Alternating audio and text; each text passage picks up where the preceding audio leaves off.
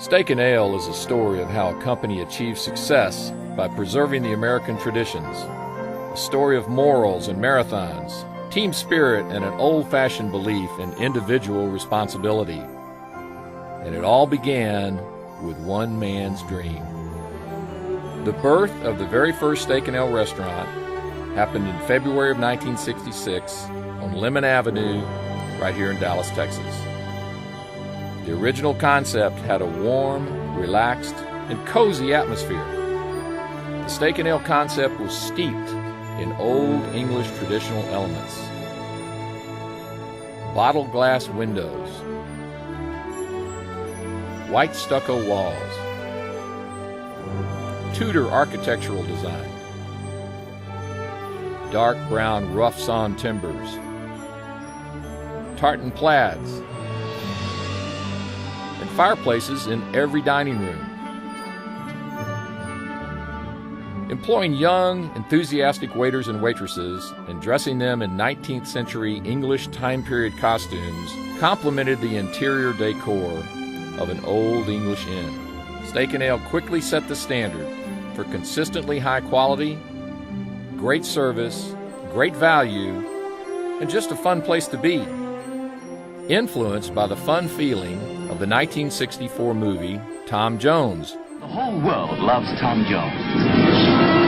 The world of excitement, the world of spectacle, the world of laughter, the world of adventure, the world of romance. Which was the inspiration behind Norman's dream.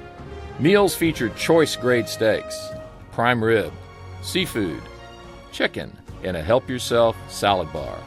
One of the original menu items, the Kensington Club, sold for $5. Menus were on cleavers, pewter dishes were used, and the wine list was on a large bottle. Steak and Ale restaurants provided a spirit of friendly, energetic service with the personal touch that allowed them to be the favorite local restaurant in every city they were located. Jolly Ox was an alternate name used for the Steak and Ale concept, usually when local ordinances prevented the use of the word ale in the name.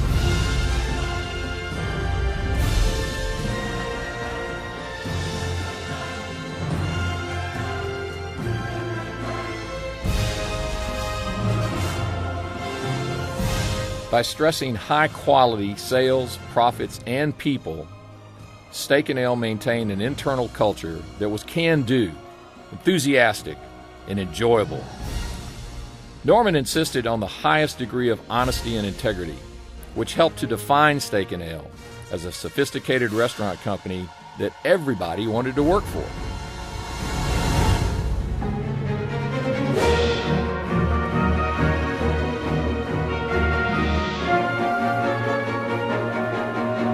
The concept is the people and the way they execute it every day with every customer.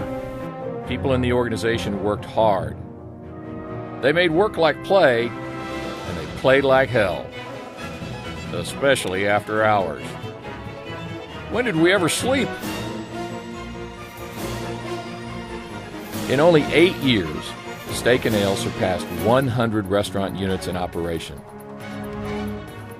There wouldn't have been a chain of restaurants if there hadn't been an operations department, an architectural department, the kitchen designers, the construction team, the purchasing department, our incredible training staff, our research and development folks, and especially the wait staff, bartenders, and the backbone of each one of our restaurants, the kitchen crew.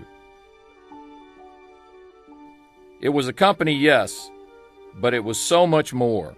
It was a family. It was a company comprised of individuals, shared values, and a common goal. And the whole thing was to create this environment in which you had high-energy people, highly motivated, well-trained, and a common, clear objective of what you want to do, and then just get out of their way and let them do it. We created an environment where people could realize their potential. That was our objective, and sometimes we didn't even know we were doing that. In that I was vice president of operations. I didn't think I was any better than the guy washing dishes. He might have been doing a better job that day than I was.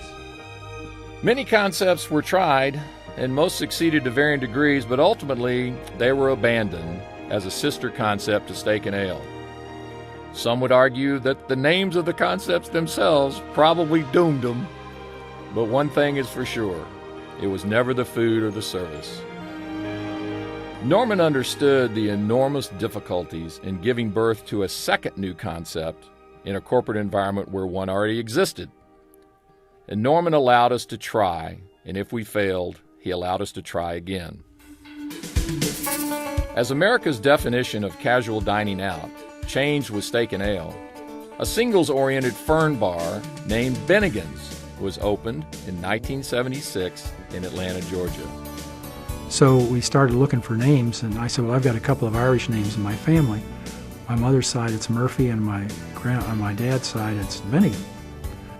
We were open and successful, and the customers liked it, and they thought it was a cute name. Our ad agency had come up with I Came Again, You Came Again to Bennigan's as a campaign. It was a huge success, and the concept exploded beyond anyone's expectation. Artifacts for the Bennigan's concept included antique memorabilia from Ireland and England. Photos of the 1920s gangsters came directly from the files of the FBI, and the circus posters came from the Circus Museum in Baraboo, Wisconsin, while the neon signs were recycled from broken signs found in neon sign shops around Dallas. As for Steak and Ale, the building and the color scheme evolved over the years, from the deep reds and black in the 60s to earth tones in the late 70s and 80s. The stucco walls were replaced with fabric-covered walls, and a more polished upscale interior resulted. The bottled glass windows of the 60s gave way to stained glass windows.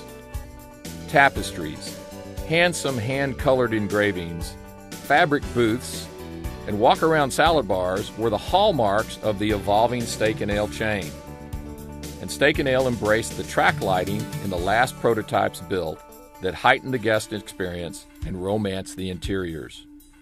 Every unit was an individual creation, all rooted in the classic English traditional elements that identified it as a Steak and Ale.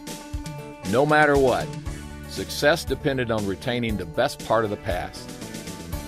The guest experience was number one in everyone's mind. But it was the team approach in the home office and in the field that brought every department together, working toward a common goal. And that goal was to create the best guest experience possible. Everybody had a sense of two things. One, the overall goal for the company and how they fit in, and their own personal ownership of their part of that. We were the shining star in Pillsbury, all because of the philosophies that Norman believed in and we all executed. Throughout the years, Steak and Ale's insight into the intricacies of doing business had an unmistakable impact on the food service industry as a whole. Awareness of unnecessary governmental intervention is not unique. Doing something about it is. Steak and Ale made a dramatic showing in the political arena. It positioned and approached issues such as minimum wage, tip credit, and labor law reform, which had created models for a new and positive business militancy that fought to preserve the free enterprise system. Its employee education programs and political action committees showed how these beliefs can be turned into action.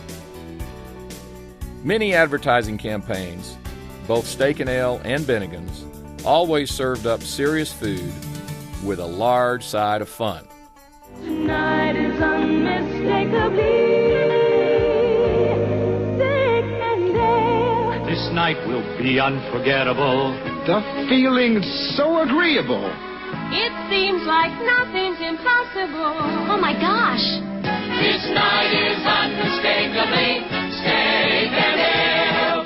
Hospitable. Impeccable. People being needed made the difference. How am I doing, fellas? The knowledge that you are doing something useful and necessary is an essential ingredient in human happiness. Norman was a natural leader, and he had that natural ability to identify with the people that were his audience, to communicate to them what they wanted to hear and what they needed to hear, and then to create an environment where they could be what they could be. Juicy prime rib, dimly lit 18th century English-style dining rooms, and cozy bars are among the memories that linger fondly in the back of the minds of many former employees and guests of both Steak and Ale and Bennigan's restaurants.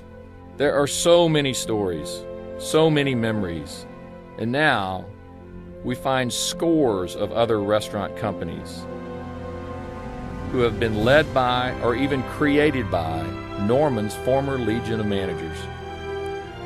And the timeless principles he taught us live on in those companies and in the lives of millions of their employees today.